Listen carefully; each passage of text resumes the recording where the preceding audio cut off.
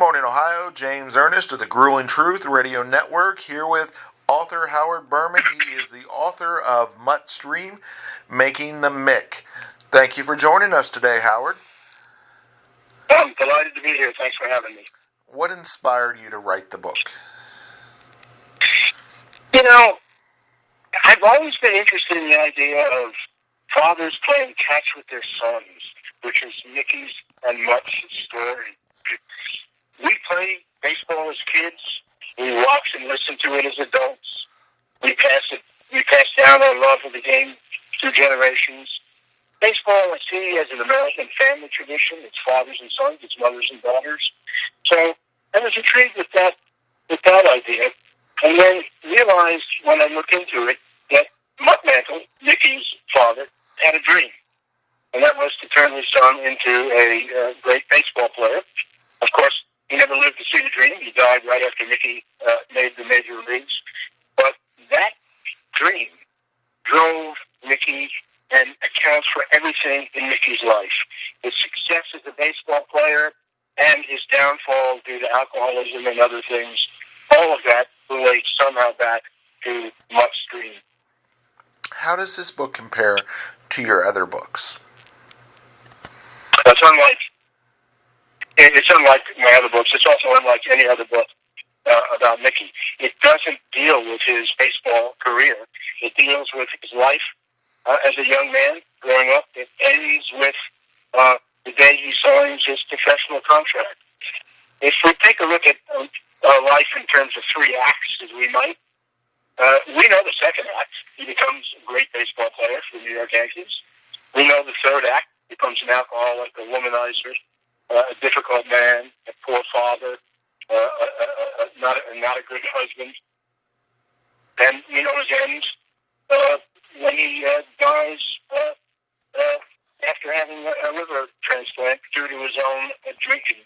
And a lot of people got very upset about that and felt that he jumped the line. He probably didn't, but that's the story anyway. So what I want to do is tell Act 1 of the three-act story of our lives.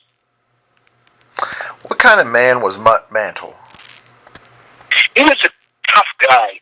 He was a miner, a lead and zinc miner, worked deep in the lead and zinc mines as they call it a screen ape, swinging this heavy hammer all day, breaking up the rocks to throw in some kind of a cart that ran up and out of the mine. But he loved baseball. And he was a good baseball player. Played all over the area in semi-pro ball. Played any time he could get the chance. That's what he loved doing. They had no money. This was Depression area, Oklahoma. It was dry. It was dusty. It was windy. There was very little vegetation. For the early years of their lives, they lived in a house without running water or indoor plumbing. It was a difficult situation. But Mutt was just stoic. He didn't complain about it. He didn't go out of his way to make his life or life of other people and his family miserable because of it. He said, "I have a dream. I can do one of two things. I can teach my son how to mine, or I can teach him how to be a baseball player." And of course, he taught him how to be a baseball player from day one. He had this idea in his mind even before Mickey was born. Mickey was going to be a baseball player. And you probably know he named him after Mickey Cochran, the great catcher, who was then catching for Philadelphia. Mutt loved Mickey Cochran because Mickey was a tough guy like he was, played through injuries like Mutt did, and had all the qualities that he really admired. Later in life, Mickey Mantles said he never knew Mickey Cochran's first name was really Gordon. We hate to have been called Gordon Mantles. And somehow that just doesn't ring right. So there's something poetic about or mellifluous about Mickey Mantles. It sounds good. Gordon Mantles, I don't think it would have been the same thing. Very true. I agree with you. It lacks that alliteration. It just doesn't have the same spark, the same oomph to it. So it sounds like Mutt had a pretty good baseball career. Mutt had a good career as a semi-pro player himself. There's different opinions about how good he was. His son, Mickey, says he was a great player and could have played in the majors. some of Mickey's friends. He had three really close friends: Bill Mosley, Roy Bennett, and Nick Ferguson. And they commented later in life when Mickey became famous, and reporters would come to them and ask them about their relationship with Mickey as a young man. And they suggested that Mutt maybe wasn't quite as good as his son thought, but then maybe all sons think their fathers are better than they are. Speaking of that, what type of father was Mutt? He was stoical. He worked hard. He worked every day in the mines. He was good to his family. And interestingly enough, although Mickey became an alcoholic, Mutt was not a heavy drinker. He would drink occasionally, once or twice.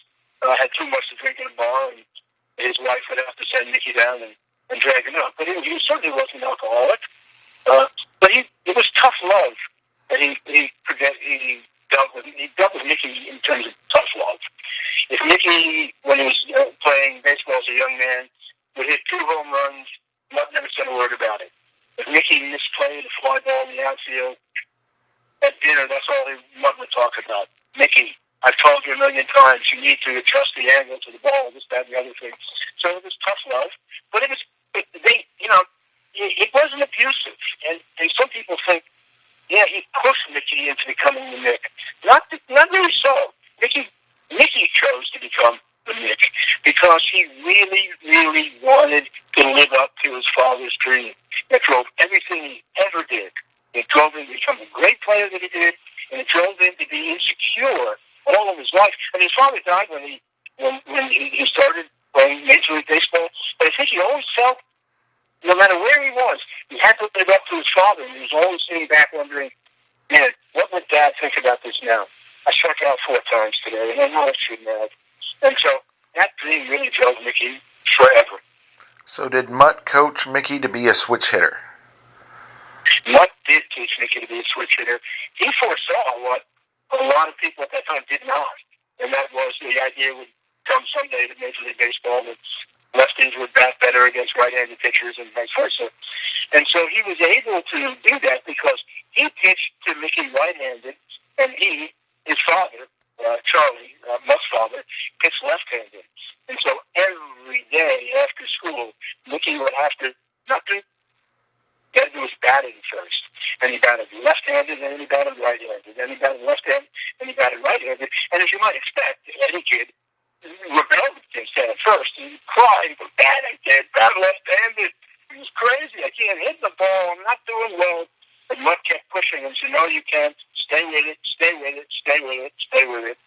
And of course, he was right about that. Nowadays, you see lots of shifting of pitchers going to a left-handed or right-handed reliever, depending on the side of the batter bats from. But Mutt projected that early, and he was quite right about it. So how? And of course, Mickey became maybe the greatest switch-hitting batter of all times. Definitely, yeah. I would say, yeah, it probably is him. If not, probably second choice is Eddie Murray. Yeah, I'd say that's an accurate statement. Yeah. How close were we to Mickey Mantle becoming a boxer? A boxer? I don't know anything about. Oh, I heard becoming a boxer. Yeah, I heard that was one of the other occupations that Mutt foresaw for him. Oh yeah, but that was Mutt had a brother who was a boxer, and they boxed around a little bit, but that was just for fun. Oh. It was never anything serious. But Mickey did become a very good football player, and he became a very good basketball player. He was recruited by the University of Oklahoma as a running back.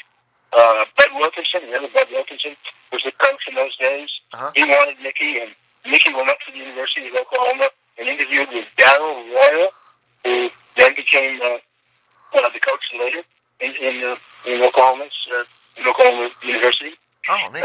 But Mickey was a terrific running back. He set records in the division in which he played for years. You can imagine him; he was incredibly fast. People think of him as a power hitter, and he was a power hitter, of course. But he also had incredible speed.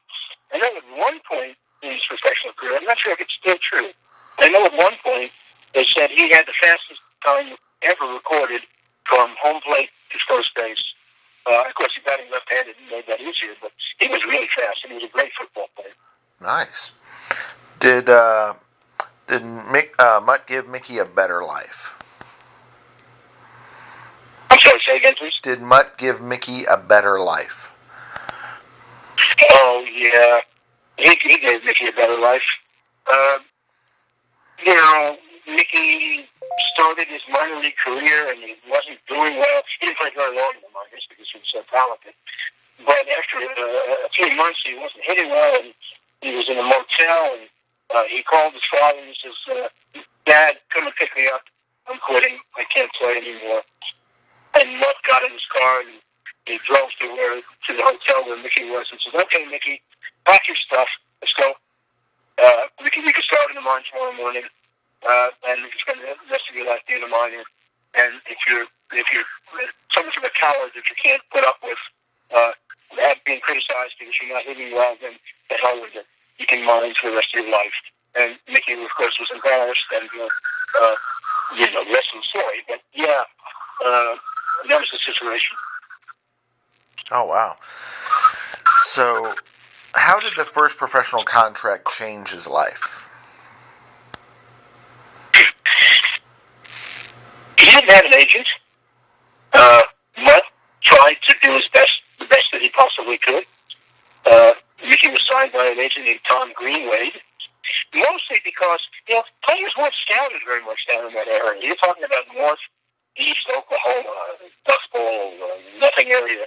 Baseball players didn't, for the most part, come out of the area. Football players, yeah. Baseball players, no.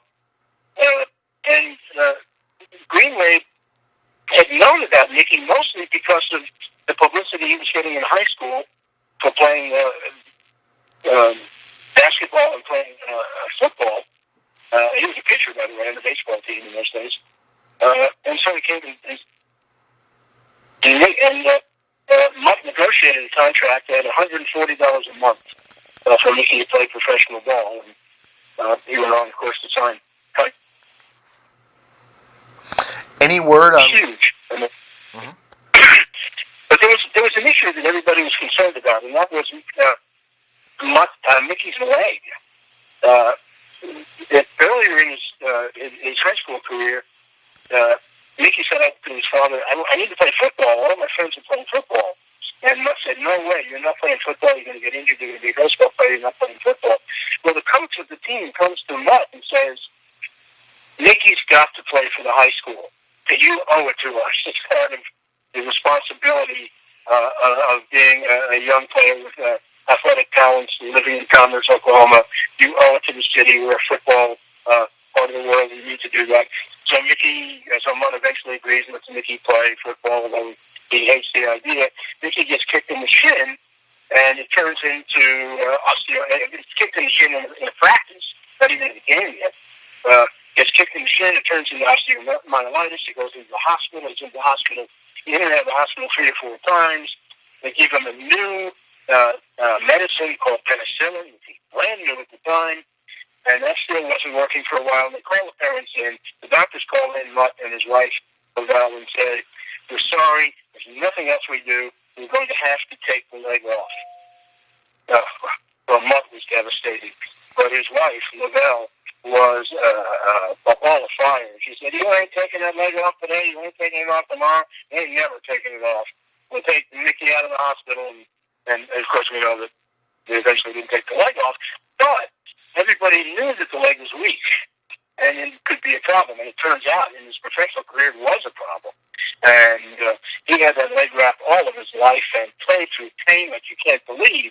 But getting back to the initial question, Greenwade and the others knew that he had an issue with that leg and that it might cost him, and so they tried to sign him for a much smaller amount than they probably would have otherwise. Wow, so the football hurt him in the long run, it sounds like. Yeah, it sure did. So before we let you go, where on social media, where on the web, where can we find out more about your book?